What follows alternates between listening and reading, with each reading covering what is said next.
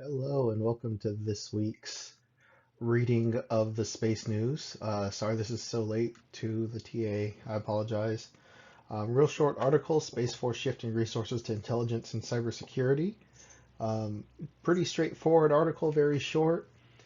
Space Force is starting to add cybersecurity specialists, more than one, not just a single one, to all of their operations.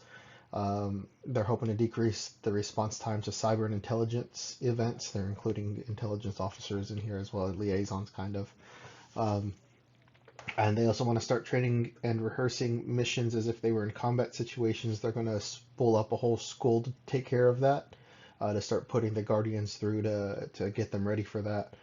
And really, this comes back down to when we're talking in the classes. It's kind of a common theme that we talk about that no one's really taken cybersecurity in space seriously yet. And so when I saw this article, I bet you a bunch of people have done it already this week. But it was important for me to point it out just because, like I said, we talk all the time, no one's taking it seriously. And now the Space Force is saying, hey, these other nations are modernizing and taking things kind of to the next step. We need to up our game and make sure we're on the same level. We need to integrate these kinds of resources in from the beginning and be ready for as soon as this happens. You know, it is a military organization, and for the most part, that's why people kind of laughed when they heard Space Force at first. I feel like, and then especially the Netflix TV show, because, what is Space Force going to do? Are they going to fight in the moon? Are they going to fight in space? That kind of stuff.